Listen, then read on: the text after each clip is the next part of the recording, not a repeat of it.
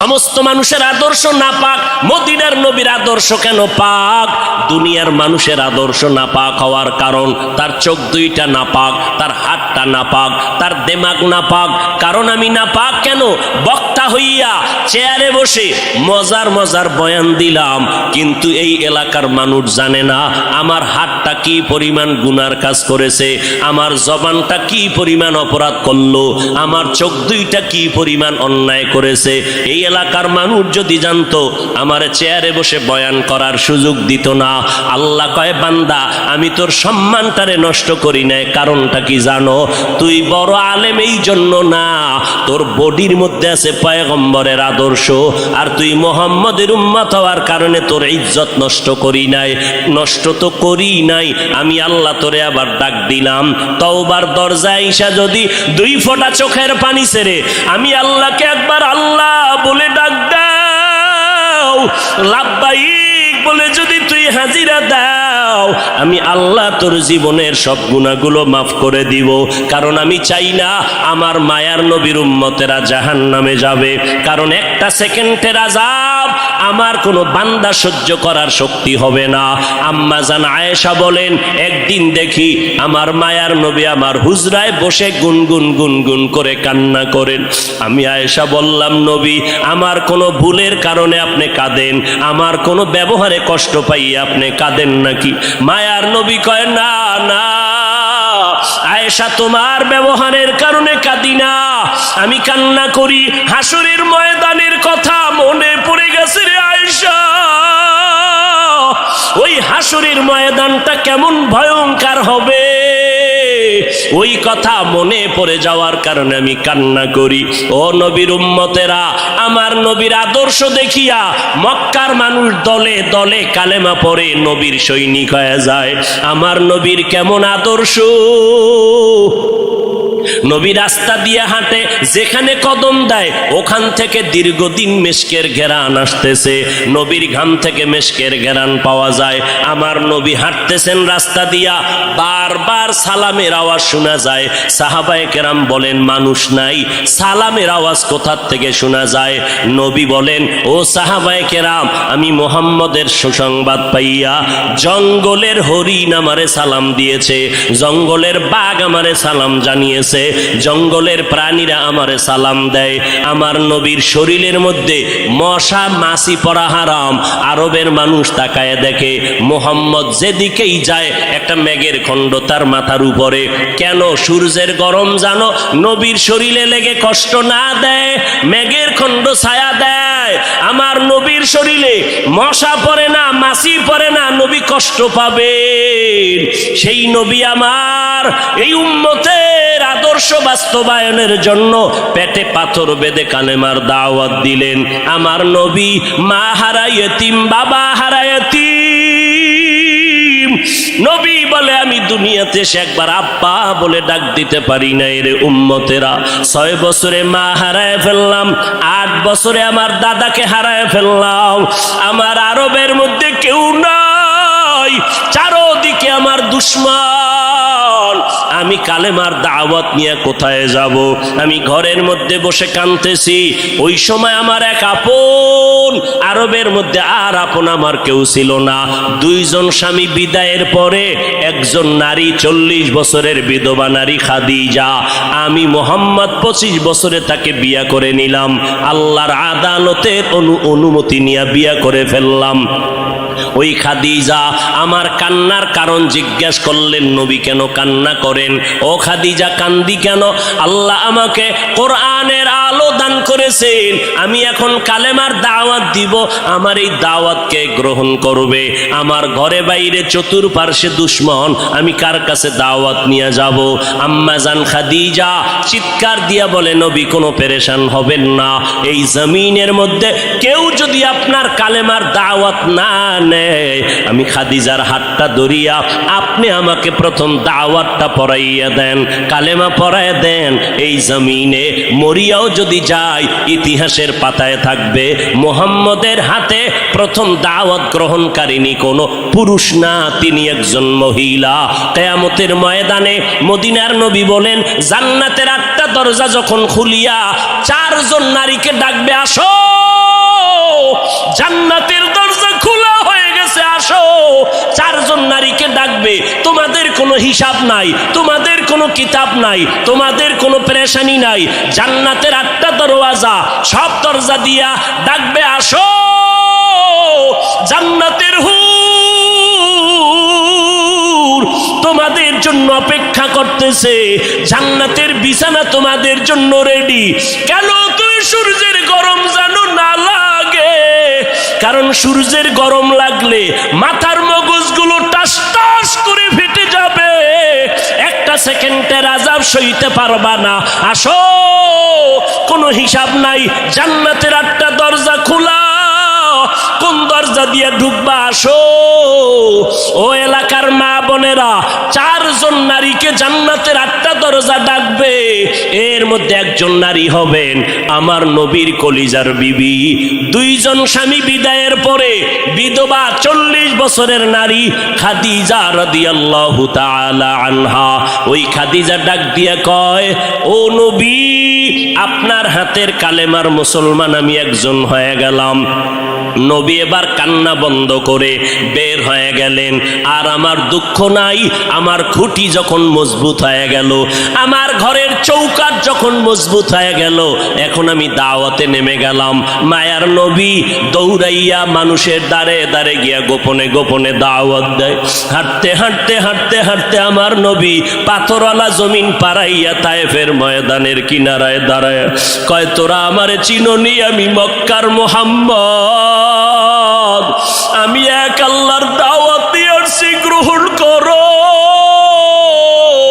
এই আসমানের মালিক আমার আল্লাহ, এই জমিনের মালিক আমার আল্লাহ, ওই একটা আল্লাহ, আর কোনো আল্লাহ নাই। ওই আসমানের মালিকের পক্ষ থেকে আসছি, কবুল করে নাও। তায়েফের বেঈমানেরা কয়, এটা তো সেই মুহাম্মদ মক্কার পাগল। বাচ্চাদের ডেকে বলে, পাথর মেরে মেরে মুহাম্মদের তাড়াইয়া দাও। যেই নবীর শরীরের মধ্যে মশা মাছি পড়া হারাম, মেঘের খণ্ড ছায়া দেয়, আমার নবী যেন কষ্ট না পায়। ওই শরীরের মধ্যে কাফেরের গোলামেরা এমন বৃষ্টির মতো পাথর মারতেছে, পাথর পরে পরে নবীর শরীর থেকে রক্ত প্রবাহিত হইয়া জুতা আটকাইয়া গেল। মায়ার নবী কান্না করেন আর কদম বাড়াইয়া বাড়াইয়া মক্কার দিকে রওনা হলেন। আবার যত দূর যায় আবার তায়েফের জমিনের দিকে তাকায়, আর আমার মায়ার নবী চোখের পানি ছেড়ে কান্না করে আর বলে, উদয়ার মালিক,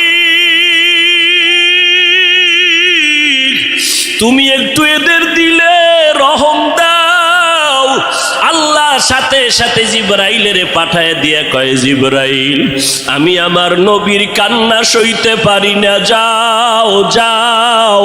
মুসা নবী আমার আশেক, ঈসা নবী আমার আশেক, ইব্রাহিম আমার আশেক, আর আমি আল্লাহ নিজে মুহাম্মদের আশেক। আমার নবীর কান্না সইতে পারি না, জলদি করে যাও রে জিবরাইল। নবীর অনুমতি নিয়া তায়েফের জমিন উল্টাইয়া তায়েফের মানুষগুলো ধ্বংস করে দাও। জিবরাইল আমিন আইসা আমার নবীরে যখন বললেন, নবী বলে, খবরদার ও ভাই জিবরাইল, এই তায়েফের মানুষগুলোকে তুমি মারবা না রে ভাই, কারণ আমি দুনিয়াতে আসছি রহমাতুল লিল আলামিন। আজকে ওরা আমাকে চিনে না, এই জন্য আমারে পাথর মেরে তাড়ায় দেয়। ওরা যদি জানতো আমি মুহাম্মদকে, ওরা তো জানেন আমি মুহাম্মদের বাবা নাই, ওরা জানে নাই আমি মুহাম্মদ বড় অসহায়। ওরা যদি জানতো আমারে মোহাব্বত করে ওরা আদর করত, পাথর মারতো না। ওরা চিনে না, এই জন্য আমাকে পাথর মেরে তাড়ায় দিতেছে। একদিন যদি কবুল করেন আমার আল্লাহ, ওদের দ্বারা কালেমার খেদমত হবে জমিনের ভিতরে, ওদেরকে মারা যাবে না। ও জিবরাইল, এদের উপরে কোনো আঘাত করিও না। আমার মায়ার নবী রক্ত পড়ে জুতা আটকায় গেল। আম্মা জান আয়েশা রাদিয়াল্লাহু আনহা বলেন, ও মুসলমান নবীর আশিক, আমার নবী আদর্শ কায়েমের জন্য রক্ত ঝরাইলেন, পেটে পাথর বাঁধলেন। ও নবীর উম্মতের দল, আজকে সেই নবীরে গালি দেওয়া হয়, ওই নবীর অপরাধী বলা হয়। তুমি নবীর আশিক উম্মতেরা চুপ কেমনে থাকো রে বাবা? মুসলমান সন্তানেরা, যুবকেরা, আজকে নবীর আদর্শের টুপি লাগাইলাম, দাড়িটা লম্বা করলাম, লম্বা জামা পরলাম, কই আমাদের খানাও বন্ধ হয় নাই, আমাদের লেখাপড়া স্বাধীনতাও নষ্ট হয় নাই। তোমাকে কে ধোকা দিল? নবীর আদর্শ মানলে স্বাধীনতা থাকবে না। ও বাবা, তোমার আমার মতো হুজুর না, তোমার লাইনে নজর করে দেখো, তোমার মতো যুবক স্কুল কলেজে পড়ে এক বেলার নামাজও বাদ দেয় না। দাড়িওয়ালা নামাজি ডাক্তার, প্রফেসর, ইঞ্জিনিয়ারের অভাব নাই। বাবা বলো, তুমি কেন পারবা না? ও আল্লাহর বান্দারা, তোমার আমার মতো যুবক তাকায়া দেখো, ড্রাইভারি করে নামাজ বাদ দেয় না, তুমি কেন পারবা না? তোমার আমার মতো কত ব্যবসায়ী জেনারেল লাইনে পড়েছে, এক টাকাও হারাম খায় না, এক বেলার নামাজও বাদ দেয় না, কোটি টাকার মালিক, ব্যবসা করে, অভাব নাই, তুমি কেন পারবা না? মনে মনে কি ভাবছো আলেমদের কথা মিথ্যা, আল্লাহর কোরআন মিথ্যা? না রে বাবা না। যদি কোরআন মিথ্যা হইতো, যদি জান্নাত মিথ্যা হইতো, জাহান্নামটা মিথ্যা হইতো। আবু বকরের মতো বান্দা জান্নাতের টিকিট পাইয়া ওই সারা রাত নামাজে দাঁড়াইয়া কাঁদতেন না। মায়ার নবী বলেন, ও আবু বকর কেন কাঁদেন? বলে, হাসরের ময়দানের ভয়ঙ্কর হালাতের কারণে আমি কান্না করতেছি। আম্মা জান আয়েশা বলেন, নবী যখন কান্না করেন, আমি বললাম, নবী কাঁদেন কেন? নবী বলেন, হাসরের ময়দানের কঠিন হালাতের কথা মনে পড়ে গেল। কেমন কঠিন হালাত হবে নবী? আম্মা জানকে আল্লাহর নবী বলেন, আয়েশা, কিয়ামতের ময়দানে মানুষগুলো সব উলঙ্গ দাঁড়াবে। আল্লাহ পাক রব্বুল আলামিন ওই সিরিয়ার জমিনের মধ্যে বসে কহরিয়াতের সাইনবোর্ড লাগায়া বলবেন, লিমানিল মুলকুল ইয়াউম। আল্লাহ পাকের কুদরতের আওয়াজটা যখন হবে, হাসরের ময়দানটা থরথর করে কেঁপে উঠবে। ওদিকে আল্লাহ বলবে, সূর্য তুই কই? নিচে নেমে আসো। আম্মা জান আয়েশাকে নবী বলেন, ও আয়েশা, ওই হাসরের ময়দানে সূর্যটা যখন নিচে নেমে আসবে, সূর্যের গরমে মাটির জমিনটা পুড়ে হবে তামা। ওই সময় এমন ভয়ঙ্কর অবস্থা, অপরদিকে জাহান্নামের আওয়াজ। জাহান্নাম বলবে, ও দয়ার মালিক, গুনাহগার গুলো আমার পেটের ভেতরে দাও, আমার পেটে ক্ষুধা লাগছে, তাড়াতাড়ি গুনাহগার গুলো দাও। আল্লাহর নবী বলে, আয়েশা, ওই হাসরের ময়দানে যেই নবীদের কোনো গুনাহ নাই, একজন নবীরও কোনো অপরাধ নাই, কিন্তু সেই নবীরা হাসরের ময়দানের ভয়ঙ্কর হালাত দেখিয়া উম্মতেরে ভুলে যাবে, নিজেদেরকে বাঁচানোর জন্য হাউমাউ করে কাঁদবেন, আর নাফসি নাফসি নাফসি বলে কাঁদবেন। মুসা নবী উম্মতেরে ভুলিয়া নিজেকে বাঁচানোর কান্না করবেন, আদম নবী কান্না করবেন নাফসি বলে। আম্মা জান আয়েশা বলেন, নবী, ওই হাসরের ময়দানে আপনি কি করবেন? মায়ার নবী কাঁদেন আর বলেন, আয়েশা, ওই কঠিন সময় আমি মাওলার কাছে সিজদায় পড়ে কাঁদবো। ওই সময় আমি আমার নিজের জন্য চিন্তা করব না, আমি কেঁদে কেঁদে বলবো, আমার উম্মত গুলো কই? ও আল্লাহ, আমার উম্মত গুলো জান্নাতে দাও। একটা উম্মত জাহান্নামে গেলে আমি মুহাম্মদ জান্নাতে যাব না রে আল্লাহ। ও নবীর আশিকের দল, ওই আল্লাহ আমার নবীর কথা মিথ্যা মনে করিও না রে বাবা। আমার নবী 63 বছরের জীবনে একটা মিথ্যা কথা বলেন না রে নবীর আশিক। কেন তুমি আজকে নবীর তরিকা মতো চলো না? চাকরিও যাবে না, লেখাপড়াও যাবে না, ডাক্তারি পড়ো, ইঞ্জিনিয়ারিং পড়ো, প্রফেসর হও, কিন্তু নবীর তরিকার মালাটা গলায় লাগাও, মা বাবার দোয়া নিয়ে সামনে আগাও। কারণ মা বাবার চোখের পানি ছাড়া জমিনের মধ্যে আর কারো দোয়ায় আগানো যায় না। আজকে মা বাবার চোখের পানিতে চেয়ারে বসলাম, তুমি টাকা পয়সা বাড়ি গাড়ির মালিক, মা বাবার চোখের পানির কারণে। পরীক্ষায় ভালো নাম্বার পেয়েছো মা বাবার দোয়ার কারণে। ওই মা বাবার দোয়া নিয়ে তওবা করো আর নবীর সুন্নতের মালা গলায় লাগাও, উলামায়ে আহলে হকের পরামর্শ নিয়ে আগাও। কারণ গুনাহগার হইয়া কবরে গেলে উপায় নাই, গুনাহগার হইয়া হাসরের ময়দানে দাঁড়াইলে উপায় নাই।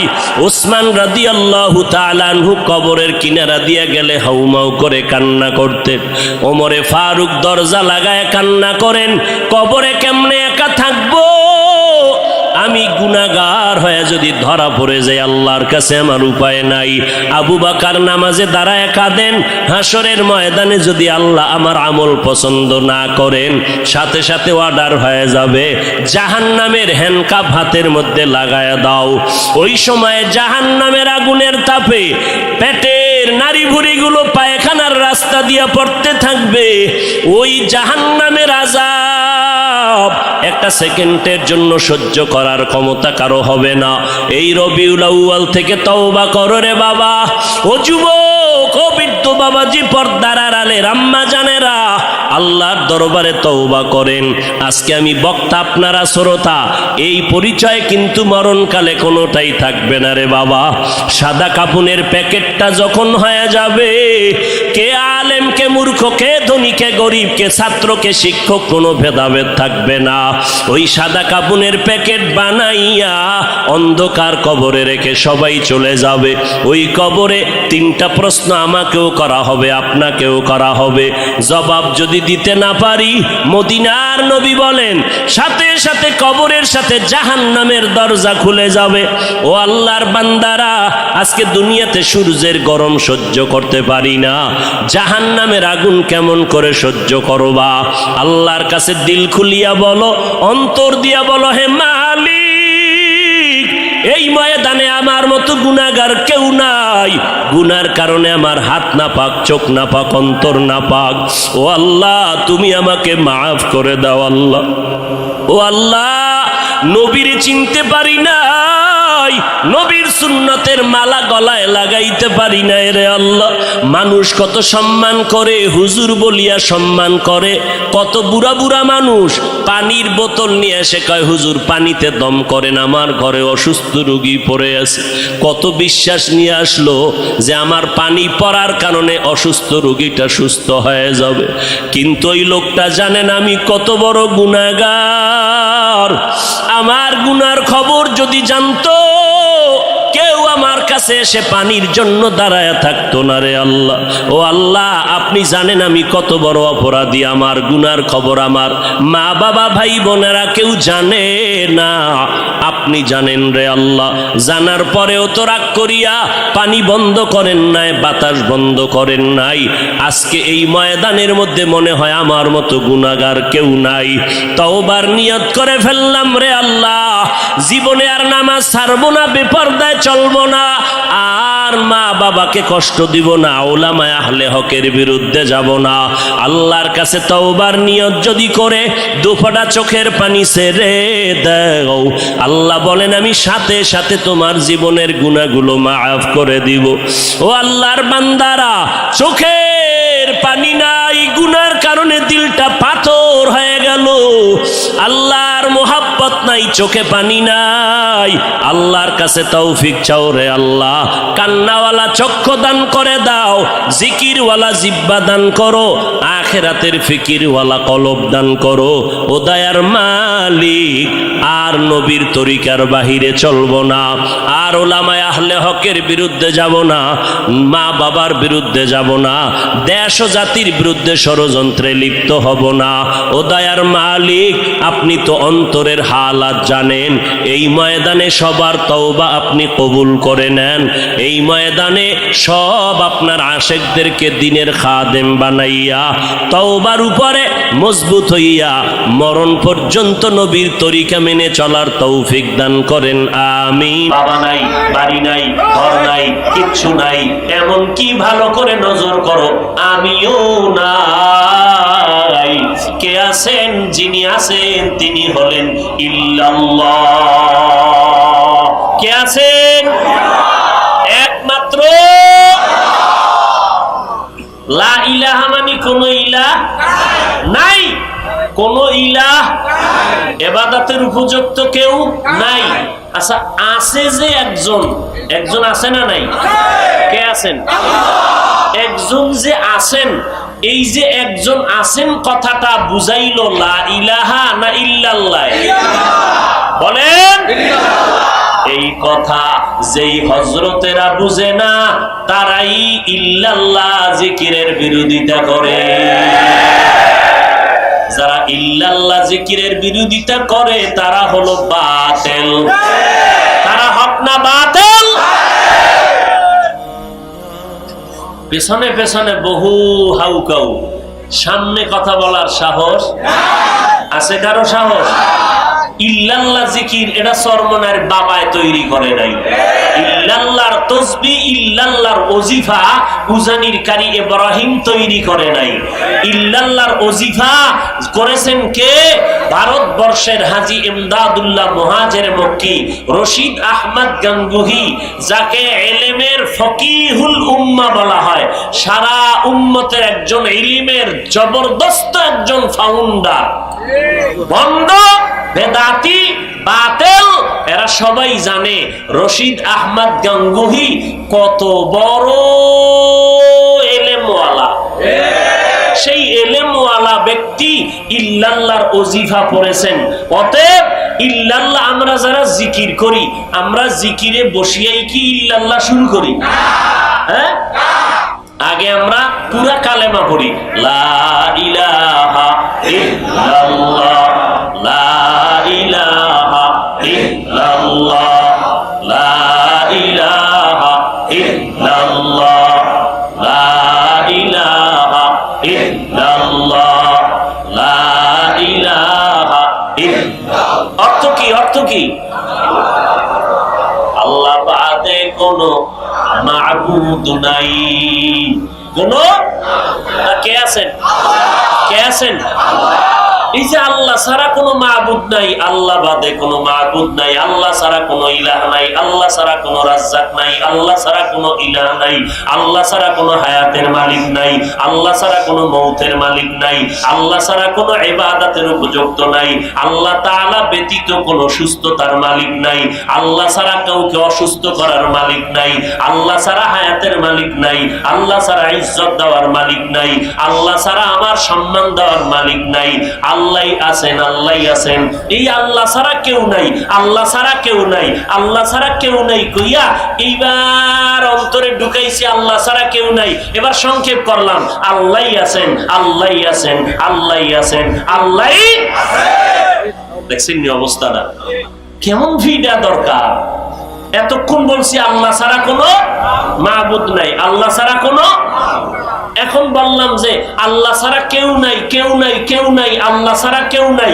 এবার সংক্ষেপ করে দিলাম, কে আছেন? আল্লাহই আছেন, আল্লাহই আছেন, আল্লাহই আছেন। ইল্লাল্লাহ, ইল্লাল্লাহ, ইল্লাল্লাহ, ইল্লাল্লাহ, ইল্লাল্লাহ, ইল্লাল্লাহ, ইল্লাল্লাহ, ইল্লাল্লাহ, ইল্লাল্লাহ, ইল্লাল্লাহ, ইল্লাল্লাহ, ইল্লাল্লাহ, ইল্লাল্লাহ, ইল্লাল্লাহ, ইল্লাল্লাহ, ইল্লাল্লাহ, ইল্লাল্লাহ, ইল্লাল্লাহ, ইল্লাল্লাহ, ইল্লাল্লাহ। কে আছেন? কে আছেন?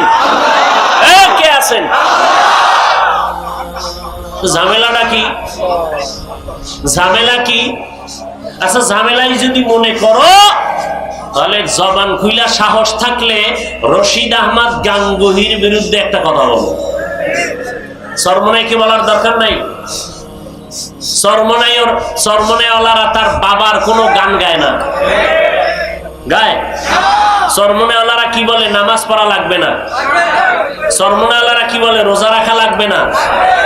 হ্যাঁ, সরমনাইওয়ালারা কি বলে? বেপরদায় চলো। হ্যাঁ,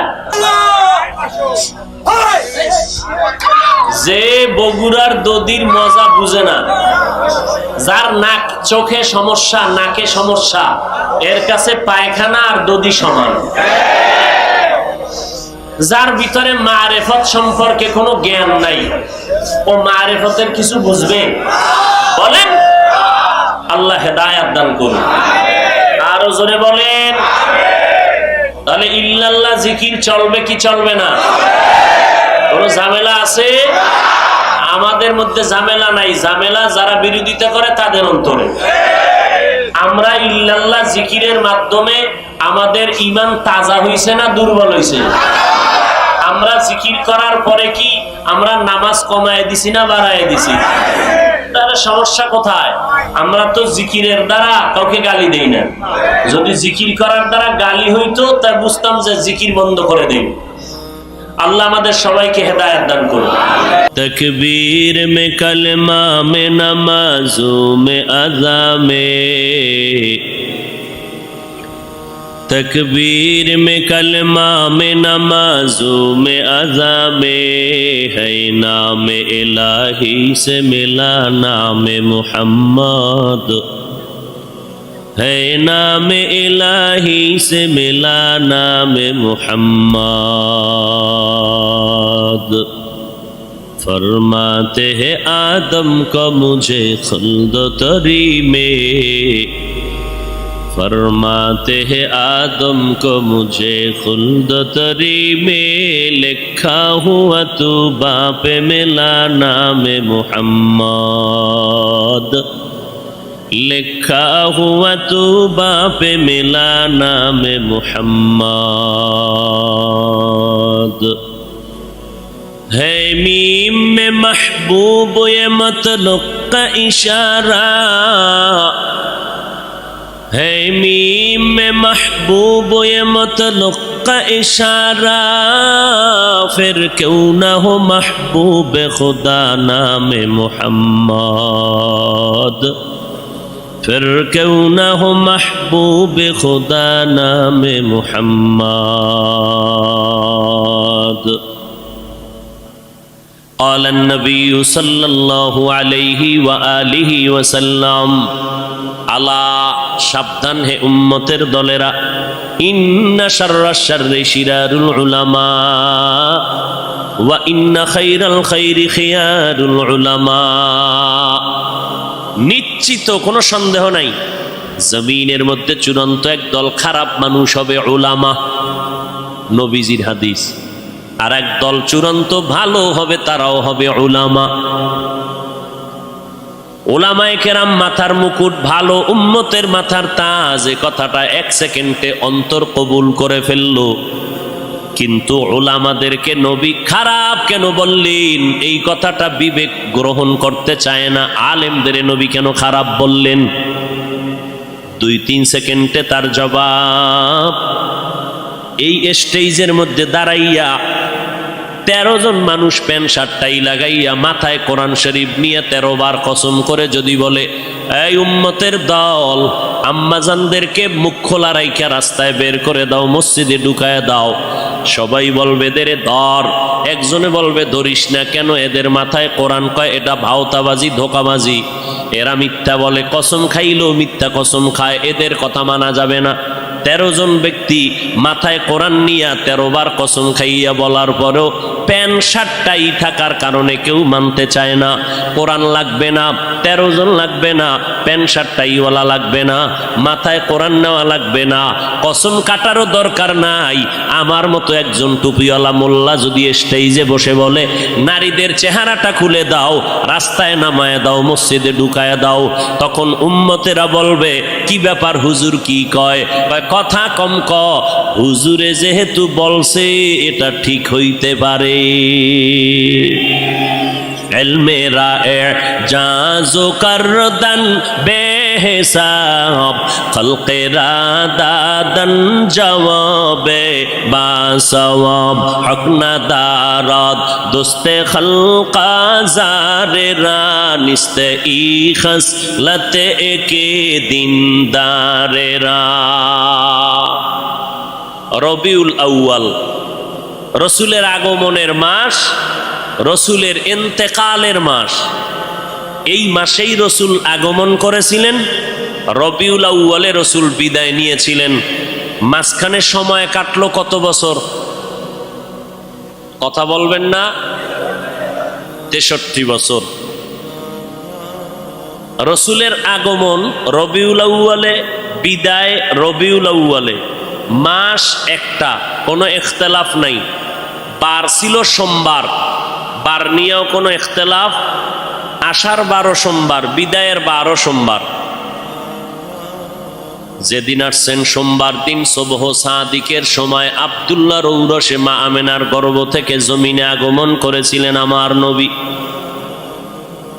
ঠিক অন্য কোন হিজরির রবিউল আউয়ালের ঠিক 12 তারিখ বার ছিল, রবিউল আউয়ালের 12 বার ছিল সোমবার।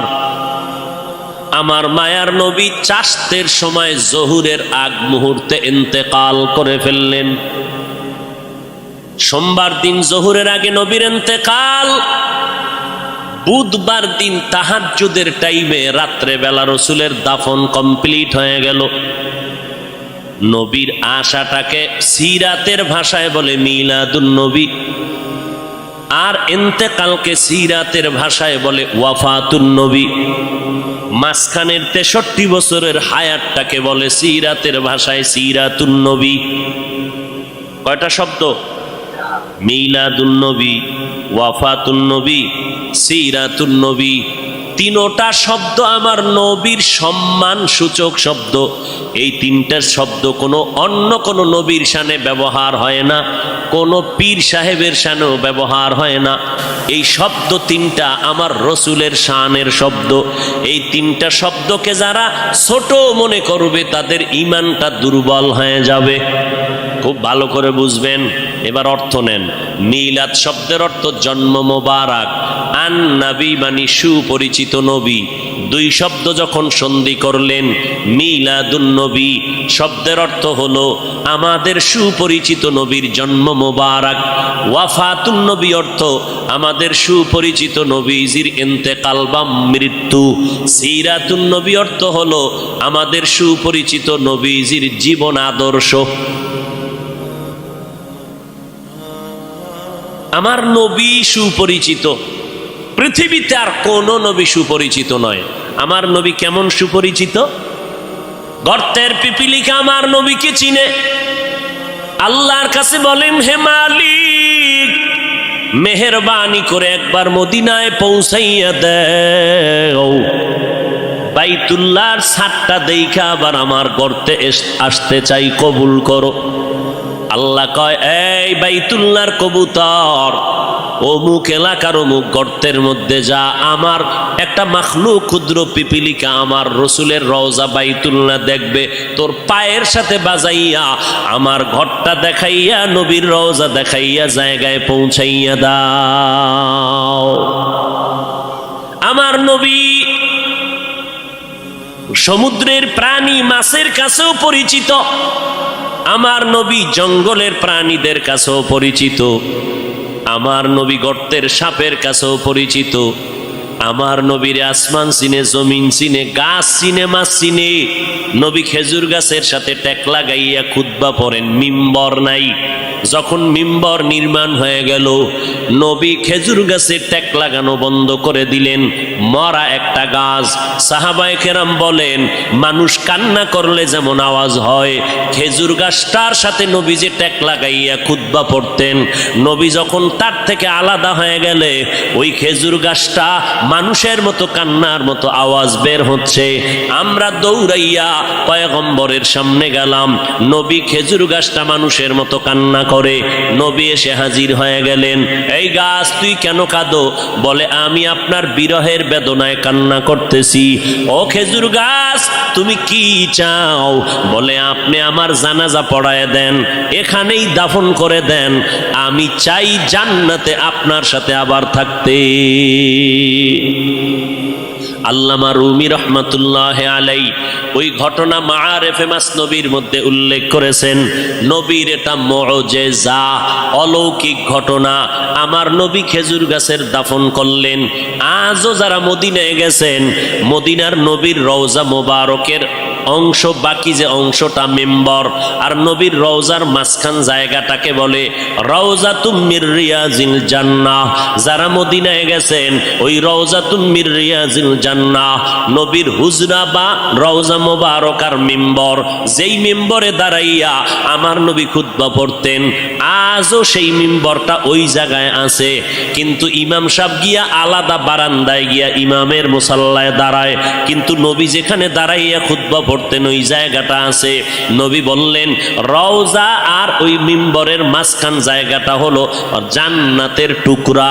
ওখানে যে কয়টা পিলার আছে পাথর দিয়া খচিত বাদাই করা, ওই পিলারের প্রত্যেকটা উপরে খুঁটির নাম লেখা আছে। একটা খুঁটির লেখা আছে সাতুনে আয়েশা রাদিয়াল্লাহু আনহা, কারণ ওই খুঁটির সাথে ট্যাক লাগাইয়া আম্মা জান আয়েশা বেশি বেশি বেশি বেশি ইবাদত করতেন। আর একটা খুঁটির মধ্যে আছে সাতুনে উস্তুনে হান্নানা, এই খুঁটিটাই হলো খেজুর গাছওয়ালা খুঁটি। এই খুঁটির তলে যদি অনেক ভেতরে যাও, রসুলের দাফন করা গাছটা এখনো আছে ওই জায়গায়। আল্লাহর নবী বলেন কিয়ামতের দিন আমার সাথে তোর জান্নাত হয়ে যাবে, জান্নাতেও তুই থাকতে পারবি। এটা বিশ্বের আর কারো ব্যক্তিগত বিশেষ কোনো কারণ না, রহমাতুল লিল আলামিনের এটা বিশেষ মুআজিজার বরকত। এরে নবীর আশেক আল্লাহর নবী মোহাব্বতের সাথে ওই গাছটাকে দাফন করে দিলেন। উস্তু নেহান না না জাহাজ রে রসুল নালামিজাদ হামচুয়ার বাবুল। একটা গাছ আমার নবীরে চিনতে পারলো, চেনার কারণে বিরহের বেদনায় কান্না করলো। কপাল আমাদের বড় খারাপ, আমরা মানুষ হইয়া সেই নবীর এখনো চিনতে পারি নাই। চিনতে পারছেন? হ্যাঁ, এখানে বহু আশেকে রসুল দাবি করে আমি নবীর আশেক, না জানি কোন পাগলে গিয়া বাইতুল মোকাররমে মিছিল কইরা আইছে জিন্দা নবীর আগমন শুভেচ্ছা স্বাগতম। মিছিল চলে না ঢাকায়, কেউ খবর নাই। কিন্তু কপাল খারাপ, জিন্দা নবীর আগমনের স্লোগান দিলের মুমিন, ফজরের নামাজ পড়লি না, জহুরের নামাজও মসজিদে পাওয়া গেল না, আসর পড়ো নাই, মাগরিব পড়ো নাই, এশাও পড়ো নাই। আবার এমন আশেক এই ময়দানে ঢুকছে বিড়ি টানার পর, আবার মোনাজাতের পরও বিড়ি টানতে টানতে বাড়ি যাবে, বরকত ছাড়া যায় না। এরে নবীর আশেক, রবিউল আউয়ালে নবী আসলেন, সুপরিচিত নবী আমার। মিলাদুন নবী, ওয়াফাতুন নবী, সিরাতুন নবী, তিনটা শব্দ আমার নবীর শানের শব্দ।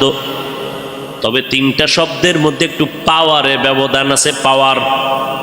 সিরাতুন নবী শব্দটার পাওয়ার এত বেশি, মিলাদুন নবী আর ওয়াফাতুন নবীর থেকে সিরাতুন নবীর পাওয়ার বেশি। বলে কেমন? বলে মিলাদুন নবীর পাওয়ার কেমন?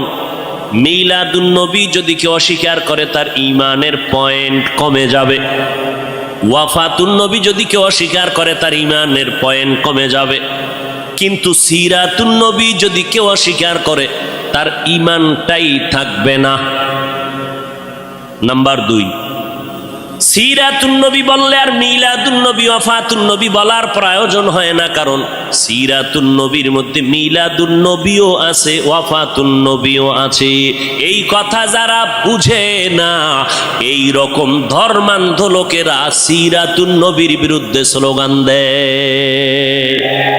সিরাতুন নবী বললে আর মিলাদুন নবী, ওয়াফাতুন নবী বলার প্রয়োজন হয় না, কারণ সিরাতুন নবীর মধ্যে মিলাদুন নবীও আছে, ওয়াফাতুন নবীও আছে। এই কথা যারা বুঝে না, এই রকম ধর্মান্ধ লোকেরা সিরাতুন নবীর বিরুদ্ধে স্লোগান দেয়। দেখছেননি ঢাকার অলিতে গলিতে এমন কোনো পিলার নাই, এমন কোনো দেওয়াল নাই, বড় বড় বড় বড় পোস্টার লাগাইয়া গরম বানায় ফেলছে, পত্রিকার পৃষ্ঠা দেখা যায় না, ঢাকার অলিগলি পোস্টার লাগানো।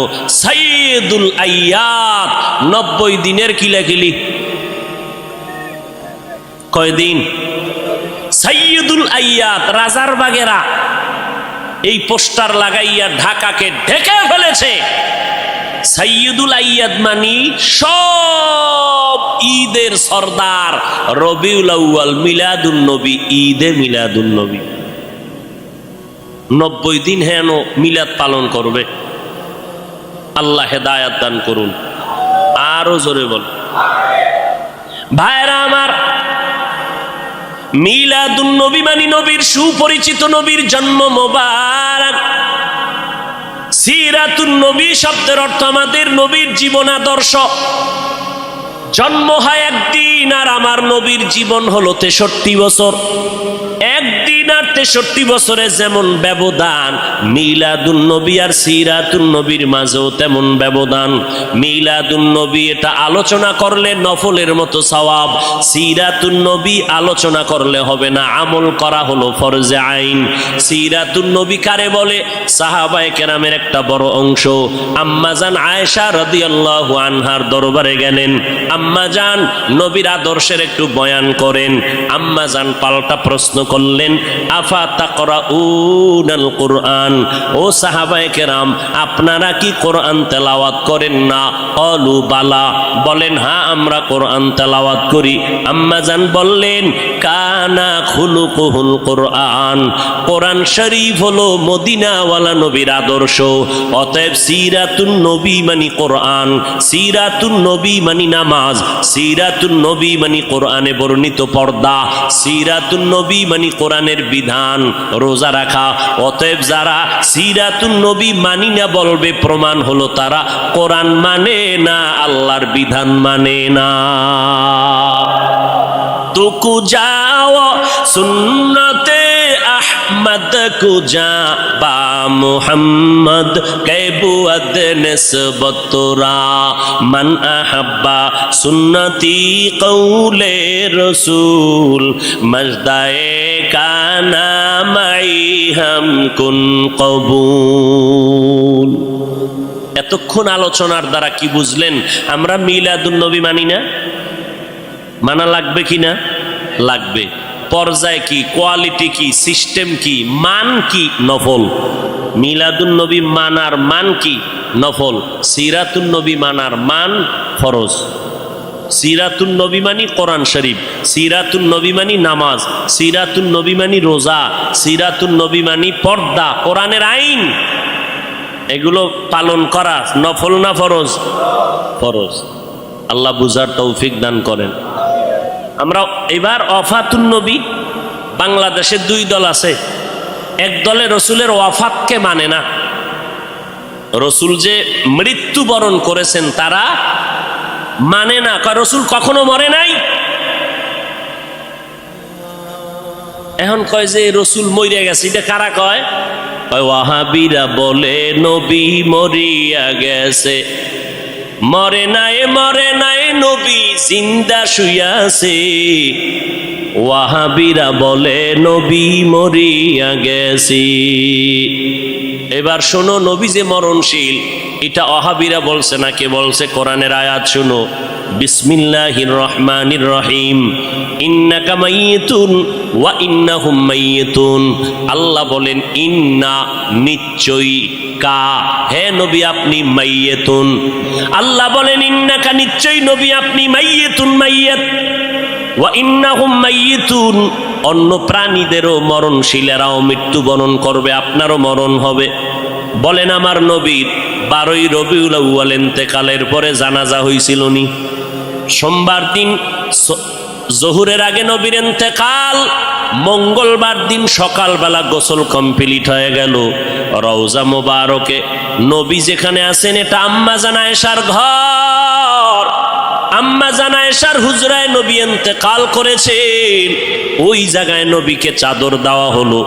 সাহাবায়ে কেরাম লাইন দিয়ে ঢুকেন, কোনো ইমাম নাই, আলাদা আলাদা একা একা নামাজ পড়ে যায়। ফেরেশতারা নামাজ পড়ে, এইভাবে নামাজ চললো। মঙ্গলবার সারাদিন, বুধবার সারাদিন নামাজ চললো, এইভাবে নামাজ হয়। ও নবীর আশেকেরা বলো, জিন্দা ব্যক্তির জানাজা হয়নি, নবীর জানাজা হয়েছে।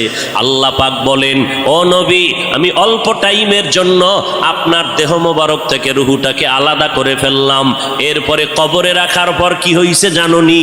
আল্লাহর নবী বলেন, কবরে রাখার পর আল্লাহ রুহুটা আমাকে ফিরাইয়া জিন্দা বানায় দিছেন। ক্বালান নবিয়্যু সাল্লাল্লাহু আলাইহি ওয়া আলিহি ওয়াসাল্লাম, আল আম্বিয়া ওয়াহিয়াউন ফি কুবুরিহিম ইউসাল্লুন। আল্লাহ নবী বলেন, সব নবীরা, আল আম্বিয়া, সমস্ত নবী পয়গম্বরগণ, আহইয়াউন, জিন্দা। কোথায়? বলে ফি কুবুরিহিম, কবরের ভেতরে, কবরের ভেতরে, কবরের ভেতরে, রওজার ভেতরে সব নবীগণ জিন্দা। ইউসাল্লুন, সব নবীরা কবরের মধ্যে জিন্দা হয়ে কি করে? আল্লাহর নবী কয়, সব নবীরা কবরের মধ্যে জিন্দা হালাতে নামাজরত অবস্থায় কিয়ামত পর্যন্ত আমার আল্লাহর মারিফতের মজা নিতে থাকবে। কিয়ামত পর্যন্ত জিন্দা থাকবে কবরের ভেতরে। আহলে হাদিস নামের এক দলেরা কয়, আমরা নবীরে কবরে জিন্দা মানি না। জিন্দা আহলে সুন্নাত ওয়াল জামাতের বিশুদ্ধ আকীদা, আমার নবী শুধু নয়, সমস্ত নবীরা কবরের মধ্যে জিন্দা। আল্লাহ বলেন, আমি তাদেরকে কবরের মধ্যে খানা দেই, রিজিক দেই। এইবার তার সেরার এক দলেরা কয়, তো নবী যদি জিন্দা হয়, খায়নি? খায়। কি খায়? রুটি না ভাত? যদি ভাত রুটি খায়, প্লেট কই, গেলাস কই, পানি কই? কেমন ভিডা দরকার? এই রকম তারসেরা মানুষ, ধর্মান্ধ, এরা বলে রসুল জিন্দা না, এখনো মরা। নাউজুবিল্লাহ, আইয়ে না? হ্যাঁ, তাকে যদি জিজ্ঞাসা করো, আমরা মায়ের গর্ভে ছিলাম, আল্লাহ তাআলা দুনিয়াতে আসার আগে আমাদের মায়ের গর্ভে, আমাদের দেহের মধ্যে রূহ দান করে জিন্দা বানাইছিলেন নি? কথা কন। তাহলে আমরা আমার মায়ের গর্ভে জিন্দা ছিলাম নি? ও ভাই, তুমি যে প্রশ্ন করলা, কবরের মধ্যে যদি জিন্দা থাকে কেমনে খায়, কেমনে কি করে, তোমার প্রশ্নের জবাব দিব পরে, আমার জবাব দাও। মায়ের গর্ভে যে আমরা জিন্দা ছিলাম, আমরা ভাত খাইছিলাম নি, রুটি খাইছিলাম নি, প্লেট কই পাইছিলাম, পানি কই পাইছিলাম, গেলাস কই পাইছিলাম? এই প্রশ্নের জবাব যেই দিন দিবি, ওই দিন দিব জবাব, নবীরা কবরে কেমনে খায়। ইলমে রায়ে জাজু করদান বেহিসাব, খলকে রাদাদান জওয়াবে বাসওয়াব, হক না দারদ দোস্তে খলকা জারেরা, নিস্তে ই খসলতে কে দিনদারেরা। ও গো নবীর উম্মতেরা,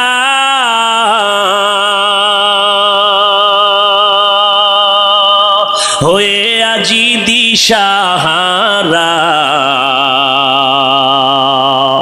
কোরআন হাদিসের চলো যখন যাহা চায় মনে, নবী বিনে কে তরাবে পুলসিরাত মিজানে, নবী বিনে কে তরাবে পুলসিরাত মিজানে। চলো চলো চলো মুমিন চলো নবীর সন্ধানে, নবী বিনে কে তরাবে পুলসিরাত মিজানে। উম্মতের কান্ডারি নবী,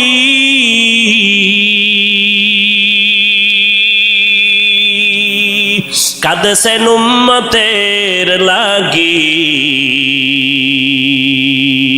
এখনো কাঁদেন নবীজি, এখনো কাঁদেন নবীজি শুয়ে মদিনার পানে। নবী বিনে কে তারাবে পুলসিরাত মিজানে, নবী বিনে কে তারাবে পুলসিরাত মিজানে। নবীর আশিক উম্মতের দল, মায়ার নবী দুনিয়াতে আসলেন, আবার রবিউল আউয়ালে বিদায় নিলেন। আমার নবী মিলাদুন নবী সম্পর্কে কোনো আমল আছে কিনা আমরা নজর করে দেখব। নজর করে তাকাইয়া দেখলাম নবী মিলাদুন নবীর উদ্দেশ্য করে আমার নবী, মুসলিম শরীফের মধ্যে হাদিস আছে, নবী বলেন সপ্তাহের প্রত্যেক সোমবার আমি মুহাম্মদ একটা করে রোজা রাখতাম, সোমবার দিন রোজা রাখতাম। সাহাবায়ে কেরাম বললেন, পয়গম্বর আপনি সোমবার দিন রোজা রাখেন কেন? নবী বলেন আমি দুইটা কারণে রোজা রাখি। একটা কারণ, আল্লাহ যেদিন আমাকে দুনিয়ায় পাঠাইছেন ওই দিনটা ছিল সোমবার, আমি রোজা রাখার মাধ্যমে আমি আমার দুনিয়াতে আগমনের শুকর আদায় করি। দুই নাম্বার কারণ, আল্লাহ পাক আমাকে যেদিন কোরআন দিলেন, গর্ত ওই হেরা গর্তের মধ্যে জিবরাইল আমিন আইসা ইকরা যখন বললেন ওই সূচনা কালের দিনটা ছিল সোমবার। আমি নবী সোমবার দিন রোজা রাখার মাধ্যমে আমি কোরআন নাজিলের শুকর আদায় করতেছি। ও নবীর উম্মতেরা, তাহলে হাদিস থেকে পাইলাম মিলাদুন নবী, নবীর জন্ম মোবারকে আমার নবী রোজার আমল করেছেন। সাহাবায়ে কেরামরা এই আমলটা ধরে রেখেছেন। অতএব নবীর উম্মতেরা আমার নবী রোজা রাখছেন। অতএব যারা নবীর মিলাদ পালন করতে চাও, নবীর আমল রোজার আমলটা সোমবার দিন শুরু করে দাও। রোজা রাইখা মিলাদের শুকর আদায় করো রে বাবা।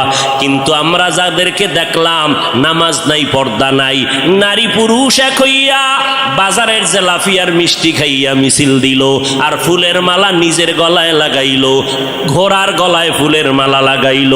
ব্যাপারটা কি বুঝলাম না।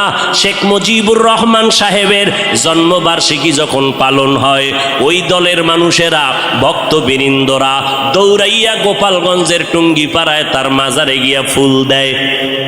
জিয়াউর রহমান সাহেবের জন্মবার্ষিকী যখন পালন হয়, তখন তার ভক্তবৃন্দ যারা, আদর্শের সৈনিক যারা, দৌড়াইয়া জিয়াউর রহমান সাহেবের মাজারে ফুল দেয়।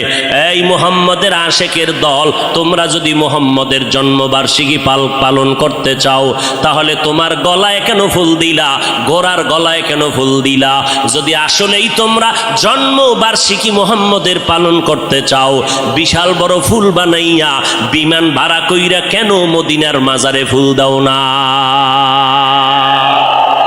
মদিনার মাজারে ফুল না দিয়া নিজের গলায় কেন পড়ো? ঘোড়ার গলায় কেন ফুল লাগাও? কয় আমরা মদিনার আশেক না, আমরা মদিনার নবীর নাম বিক্রি করে দুনিয়ার ধান্দাবাজিতে লিপ্ত হয়ে গেছি। মান আহাব্বা সুন্নতি কৌলে রসুল মজদায়ে কানা মাই হাম কুন কবুল। উম্মত কই, সুন্নত কই? এরপরে নবীজি সোমবার রোজা রাখতেন, তা কি বছরে একদিন না প্রতি সোমবার? রবিউল আউয়াল মাসটা না 12 মাস? এরে নবীর আশেক, মদিনার নবী 12টা মাস সোমবার দিন রোজা রেখে মেসেজ দিয়ে গেল দুনিয়ার মানুষ, আমি মুহাম্মদ সোমবার দিন রোজা শুধু মিলাদুন নবী আর রবিউল আউয়ালে রাখি নাই, 12 মাস রোজা রেখেছি প্রতি সোমবার। কেন রাখছি জানো? আমি মুহাম্মাদের মিলাদের খুশি একদিন করলে হবে না, আমি মুহাম্মাদের আদর্শ নিয়া জীবনটাকে আনন্দিত করার জন্য 12 মাস মেহনত চালায় যাও। রবিউল আউয়ালের 12 তারিখ স্লোগান দিয়া যে কই ফালায় গেলা, বাকি 11 মাস তো বাড়ি চালান দিয়াও তোমারে খুঁজা পাইলাম না। তোমার মাথায় কেন মদিনার আদর্শের টুপি দেখা যায় না? তোমার গালের মধ্যে কেন মদিনার আদর্শের দাড়ি লম্বা হয় না? তোমার শরীরের মধ্যে মদিনার আদর্শের কেন পোশাকটা দেখা যায় না? আমার নবী যেদিন ইন্তেকাল হয়ে গেলেন সোমবার দিন জোহরের নামাজের আগে ইন্তেকাল। আম্মা জান আয়েশা বলেন, আমার হুজরায় আমি বসে আছি, আমার স্বামী মোহাম্মদ রহমাতুল্লিল আলামিন রবিবার থেকে নবী অসুস্থ হয়ে গেলেন না, বৃহস্পতিবার নবী অসুস্থ, শুক্রবার অসুস্থ, শনিবার অসুস্থ, রবিবার অসুস্থ, সোমবার দিন দুপুর বেলা নবীর ইন্তেকাল। নবী আমার এমন অবস্থা হয়ে গেল, নবী অসুস্থ হইয়া যখন শেষবারের মতো বিদায় হয়ে যাইতেছেন, আমার নবী আমি আয়েশাকে ইশারা করলেন, মেসওয়াক দাও, মেসওয়াক দাও। আমি আয়েশা দৌড়াইয়া মেসওয়াকটা আমার মুখের মধ্যে নিয়া আমি আমার পয়গম্বরের দিলাম। আমার মায়ার নবী মেসওয়াকটা মুখে দিয়া গুরুত্ব বুঝায় গেলেন, মেসওয়াকের বড় দাম। মেসওয়াকের কেমন দাম? যারা মেসওয়াক করিয়া বান্দা 5 বেলার নামাজ পড়বা, মেসওয়াক সারা ব্যক্তির নামাজের থেকে 70 গুণ সওয়াব পাবা মেসওয়াকওয়ালা নামাজের মধ্যে। মেসওয়াকের দাম কত? ওলামায়ে কেরাম বলেন, মেসওয়াকের এত ফজিলাত, এর মধ্যে বড় ফজিলাত, মরণকালে জবানে কালেমা জারি হয়ে যাবে। পয়গম্বর মেসওয়াক করলেন, এরপরে নবী শুয়ে পড়লেন। নবী বিদায় নেওয়ার বেলায় আল্লাহর মোহাব্বতের গান গাইতে গাইতে বিদায় নিলেন। আমার বাবা আবু বকর আমার বাড়ি, আমার ঘরে নাই, মদিনার মধ্যে খবর ছড়ায় গেল, নবী নাই, নবী নাই, নবী নাই বলিয়া আওয়াজ হলো। হঠাৎ মদিনাতুল মুনাওয়ারায় কান্নার আওয়াজ, মদিনাওয়ালা নবী নাই। হযরত ওমর তরবারি নিয়ে দাঁড়ায় কয়, নবী নাই যদি কেউ বলো তার কল্লা ফালায় দিমু। কারণ নবী নাই কথাটা মেনে নিতে পারি না, আমি নবীর বড় আশিক, আমি ওমর ছিলাম জাহান্নামের আসামি। আমার মতো খারাপ এই দুনিয়ায় কেউ নাই। ওই মায়ার নবীর মুহাব্বতের আদর্শ কলবে লাগাইয়া এরপরে আমি আজ ওমর বড় দামি হয়ে গেলাম। ওই নবীর কথা আমি মেনে নিতে পারি না, যে বলবি নবী নাই কল্লা ফালায় দেব। হযরত আবু বকর আওয়াজ পাইয়া দৌড়াইয়া মসজিদে নববীর মধ্যে এসে মিম্বরে আসে, বলে, ওমর বসে যাও। গরম কথা না বলে একটু ঠান্ডা মেজাজে বসে পড়েন। ওমর বলে, আমার মেজাজ কেমন যেন গরম হইতেছে, আবু বকরের কথা আমার কানের মধ্যে যায় না, আমার মাথা গরম হয়ে গেল।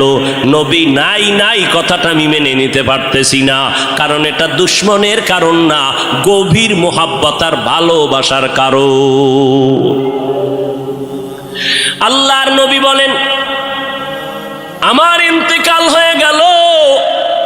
এদিকে সাহাবায়ে কেরামের হালাত, কান্নার আওয়াজ, মহিলারা ঘর থেকে বেরিয়ে গেল, বাচ্চাগুলো হাউ বাউ করে কাঁদতেছে, জঙ্গলের প্রাণীরা কাঁদতেছে, ঘাসে মুখ লাগায় না, কান্নার আওয়াজ।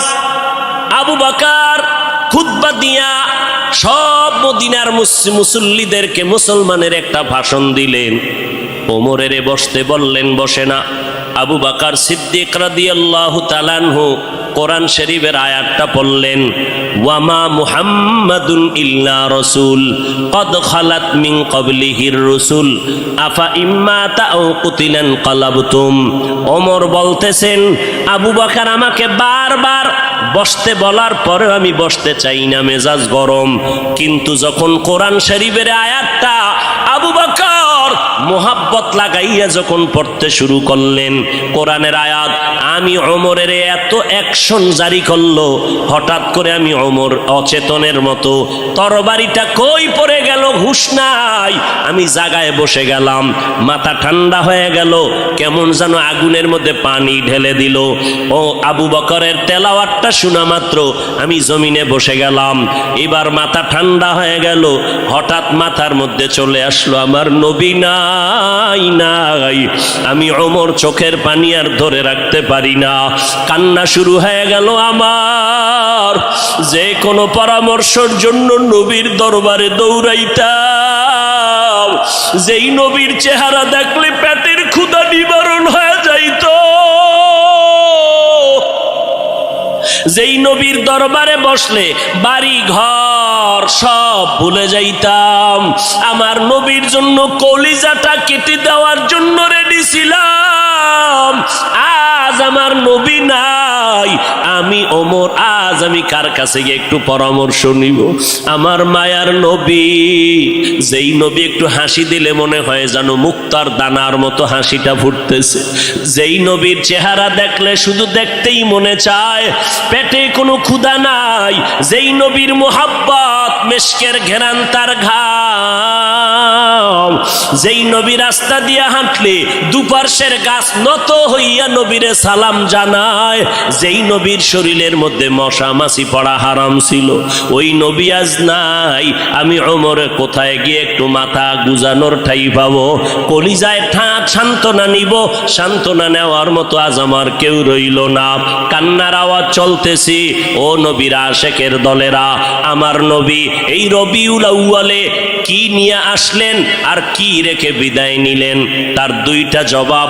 এক নাম্বার জবাব, আমার নবী আসলেন উত্তম আদর্শ নিয়া। কোন জমিনে? বলে মক্কার জমিনে। কেমন হালাত? বলে মক্কার মানুষের মতো বদমাশ, জালেম, চরিত্রহীন মানুষ সারা দুনিয়াতে আর কোথাও ছিল না। এই মানুষগুলো এত খারাপ, বাইতুল্লাহর ভেতরে 360টা মূর্তি টানানো, আবার এই বাইতুল্লাহর চারপাশে এই মক্কার চরিত্রহীন নারী পুরুষেরা উলঙ্গ হইয়া তওয়াফ করে একসাথে নারী পুরুষ। এরপরে নারীদেরকে পছন্দ করে না, কন্যাদেরকে জ্যান্ত দাফন করে দেয়। এই যুবক যুবতী অবাধে চলে, যৌবনের আদান প্রদান করে। মক্কার মানুষ এত খারাপ, নারীদেরকে হত্যা করে দেয়। বিধবা নারীদের কোনো দাম নাই, কন্যাদের কোনো দাম নাই। আমি পয়গম্বর এমন এক আদর্শ নিয়ে মক্কায় আসলাম। আমার আদর্শ যখন গ্রহণ করা শুরু করলো, মক্কার খারাপ মানুষ এত দামি মানুষে পরিণত হয়ে গেল। আমার আল্লাহ একদিন ডেকে বলেন, ও নবী, খবর শুনেন, আপনাকে নতুন এক সংবাদ দিলাম। অমুক অমুক অমুক অমুক সাহাবী, এদের নামে আমি আল্লাহ ফাইনাল সিদ্ধান্ত করে মরণের আগে আমি আল্লাহ জান্নাতের টিকিট দিয়ে দিলাম। আমার নবীর আদর্শ গ্রহণ করে 10 জন সাহাবা জান্নাতের টিকিট পেয়ে গেলেন। আবু বকর, ওমর, ওসমান, আলী সহ 10 জন রাদিয়াল্লাহু আনহুম আজমাইন। এরে নবীর আশিক, এই রবিউল আউয়ালে আমার নবী আদর্শ নিয়ে আসলেন। কই? আজকে সেই নবীর আদর্শ মুসলমানের সন্তানের ভেতরে নাই। আমার নবীর রেখে যাওয়া আদর্শ হিন্দু ভাইয়েরা কখনো পালন করবে না। আমার নবীর আদর্শ খ্রিস্টানেরা পালন করবে না। আমার নবীর সুন্নতের আমল ইহুদিরা করবে না। আমার নবীর সুন্নতের আমল কোনো বৌদ্ধ ধর্মের মানুষেরা করবে না। আমার নবীর রেখে যাওয়া সুন্নতের আমল করবে একমাত্র নবীর আশেক মুসলমানেরা। কিন্তু কপাল কেন খারাপ, এত বয়ান হচ্ছে, ফজরের পরে বয়ান, জহুরের পরে বয়ান, আসরের পরে বয়ান, মাগরিবের পরে বয়ান, 12টা মাস বয়ান চলছে বক্তাদের, পীর সাহেবদের বয়ান, আল তাবলিগওয়ালাদের বয়ান, জুমার দিন খতিব সাহেবদের বয়ান। এত বয়ানের পরেও কেন মানুষের দাড়িটা লম্বা হয় না? মদিনাওয়ালা নবীর তরিকায় কেন বান্দা টুপি মাথায় পড়ো না? আজকে নবীর তরিকারে জবাই করিয়া কেন বেঈমানের পা চাটা গোলাম হইয়া চুলগুলো কেটে কেটে ইন্দুর আর বান্দর হয়েছ রে বাবা? বল, আমার নবীর তরিকার মধ্যে কি চুল কাটার নিয়ম নাই? আমার নবীর তরিকায় নখ কাটার নিয়ম আছে। আমার নবীর আদর্শে জুতা কেমনে পরবা সেখানেও নবীর আদর্শ আছে। জুতাটা কেমনে খুলবা সেখানেও নবীর আদর্শ আছে। আমার নবীর কেমন পাওয়ারফুল আদর্শ! এমন আদর্শ জমিনে আর কারো নাই। অমুকের আদর্শের সৈনিক আমরা, আল্লাহর কসম।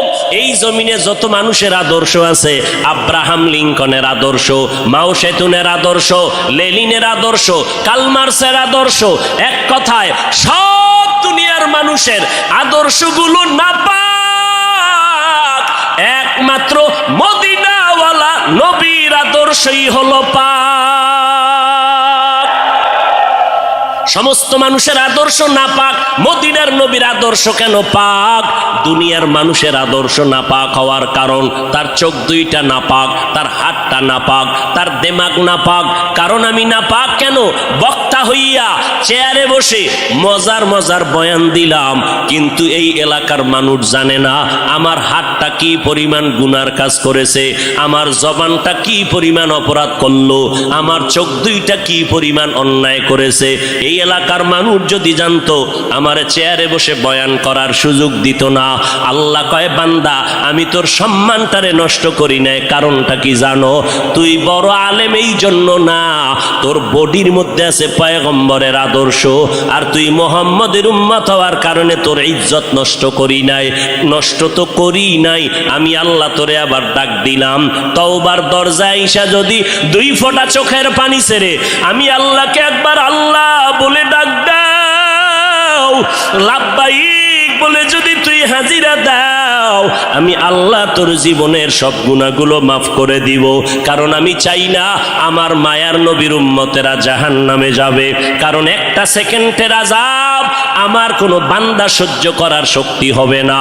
আম্মা জান আয়েশা বলেন, একদিন দেখি আমার মায়ার নবী আমার হুজরায় বসে গুনগুন গুনগুন করে কান্না করেন। আমি আয়েশা বললাম, নবী আমার কোনো ভুলের কারণে আপনি কাঁদেন, আমার কোনো ব্যবহারে কষ্ট পাইয়ে আপনি কাঁদেন নাকি?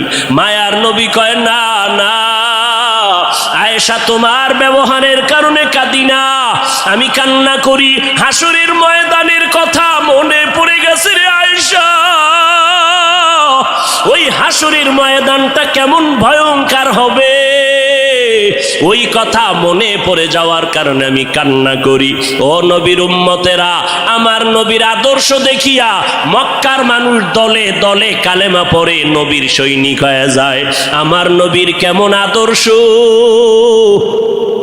নবী রাস্তা দিয়ে হাঁটে, যেখানে কদম দেয় ওখান থেকে দীর্ঘদিন মেশকের ঘেরান আসতেছে, নবীর ঘাম থেকে মেশকের ঘেরান পাওয়া যায়। আমার নবী হাঁটতেছেন রাস্তা দিয়া, বারবার সালামের আওয়াজ শোনা যায়। সাহাবায়ে কেরাম বলেন, মানুষ নাই, সালামের আওয়াজ কোথার থেকে শোনা যায়? নবী বলেন, ও সাহাবায়ে কেরাম, আমি মুহাম্মদের সুসংবাদ পাইয়া জঙ্গলের হরিণ আমারে সালাম দিয়েছে, জঙ্গলের বাঘ আমারে সালাম জানিয়েছে, জঙ্গলের প্রাণীরা আমারে সালাম দেয়। আমার নবীর শরীরের মধ্যে মশা মাছি পড়া হারাম। আরবের মানুষ তাকায় দেখে মুহাম্মদ যেদিকেই যায় একটা মেঘের খণ্ড তার মাথার উপরে। কেন? সূর্যের গরম জানো নবীর শরীরে লেগে কষ্ট না দেয়, মেঘের খণ্ড ছায়া দেয়। আমার নবীর শরীরে মশা পড়ে না, মাছি পড়ে না, নবী কষ্ট পাবে। সেই নবী আমার এই উম্মতের আদর্শ বাস্তবায়নের জন্য পেটে পাথর বেঁধে কালেমার দাওয়াত দিলেন। আমার নবী মা হারা ইয়েতিম, বাবা হারা ইয়েতিম। নবী বলে, আমি দুনিয়াতে এসে একবার আব্বা বলে ডাক দিতে পারি না। এর উম্মতেরা 6 বছরে মা হারায় ফেললাম, 8 বছরে আমার দাদাকে হারায় ফেললাম। আমার আরবের মধ্যে কেউ নাই, চারদিকে আমার দুশ্মন। আমি কালেমার দাওয়াত নিয়ে কোথায় যাব? আমি ঘরের মধ্যে বসে কাঁদতেছি। ওই সময় আমার এক আপন, আরবের মধ্যে আর আপন আমার কেউ ছিল না। 2 জন স্বামী বিদায়ের পরে একজন নারী, 40 বছরের বিধবা নারী খাদিজা। আমি মুহাম্মদ 25 বছরে তাকে বিয়া করে নিলাম, আল্লাহর আদালতের অনুমতি নিয়ে বিয়া করে ফেললাম। ওই খাদিজা আমার কান্নার কারণ জিজ্ঞাসা করলেন, নবী কেন কান্না করেন? ও খাদিজা কান্দি কেন? আল্লাহ আমাকে কোরআনের আলো দান করেছেন, আমি এখন কালেমার দাওয়াত দিব, আমার এই দাওয়াতকে গ্রহণ করবে। আমার ঘরে বাইরে চতুর্পার্শ্বে দুশ্মন, আমি কার কাছে দাওয়াত নিয়ে যাব? আম্মা জান খাদিজা চিৎকার দিয়া বলে, নবী কোনো পেরেশান হবেন না, এই জমিনের মধ্যে কেউ যদি আপনার কালেমার দাওয়াত না নেয়, আমি খাদিজার হাতটা ধরিয়া আপনি আমাকে প্রথম দাওয়াতটা পড়াইয়া দেন, কালেমা পড়াইয়া দেন।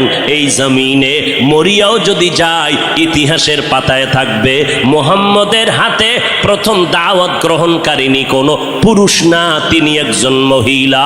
কিয়ামতের ময়দানে মদিনার নবী বলেন, জান্নাতের 8টা দরজা যখন খুলিয়া 4 জন নারীকে ডাকবে, আসো, জান্নাতের দরজা খোলা হয়ে গেছে, আসো। 4 চারজন নারীকে ডাকবে, তোমাদের কোনো হিসাব নাই, তোমাদের কোনো কিতাব নাই, তোমাদের কোনো পেরেশানি নাই। জান্নাতের 8টা দরওয়াজা, সব দরজা দিয়া ডাকবে, আসো জান্নাতের হুর তোমাদের জন্য অপেক্ষা করতেছে, জান্নাতের বিছানা তোমাদের জন্য রেডি। কেন তুমি সূর্যের গরম জানো না লাগে? কারণ সূর্যের গরম লাগলে মাথার মগজগুলো টাস টাস করে ফেটে যাবে, একটা সেকেন্ডের আযাব সইতে পারবা না। আসো, কোনো হিসাব নাই, জান্নাতের 8টা দরজা খোলা, কোন দরজা দিয়ে ঢুকবা? আসো। ও এলাকার মা বোনেরা, 4জন নারীকে জান্নাতের 8টা দরজা ডাকবে, এর মধ্যে একজন নারী হবেন আমার নবীর কলিজার বিবি। 2জন স্বামী বিদায়ের পরে বিধবা 40 বছরের নারী খাদিজা রাদিয়াল্লাহু তাআলা আনহা। ওই খাদিজা ডাক দিয়া কয়, ও নবী, আপনার হাতের কালেমার মুসলমান আমি একজন হয়ে গেলাম। নবী এবার কান্না বন্ধ করে বের হয়ে গেলেন। আর আমার দুঃখ নাই, আমার খুঁটি যখন মজবুত হয়ে গেল, আমার ঘরের চৌকাঠ যখন মজবুত হয়ে গেল, এখন আমি দাওয়াতে নেমে গেলাম। মায়ার নবী দৌড়াইয়া মানুষের দ্বারে দ্বারে গিয়া গোপনে গোপনে দাওয়াত দেয়। হাঁটতে হাঁটতে হাঁটতে হাঁটতে আমার নবী পাথরওয়ালা জমিন পাড়াইয়া তায়েফের ময়দানের কিনারায় দাঁড়ায় কয়, তোরা আমারে চিনোনি, আমি মক্কার মুহাম্মদ, আমি এক আল্লাহর দাওয়াত দিয়ে আসছি, গ্রহণ করো। এই আসমানের মালিক আমার আল্লাহ, এই জমিনের মালিক আমার আল্লাহ, ওই একটা আল্লাহ, আর কোনো আল্লাহ নাই। ওই আসমানের মালিকের পক্ষ থেকে আসছি, কবুল করে নাও। তায়েফের বেঈমানেরা কয়,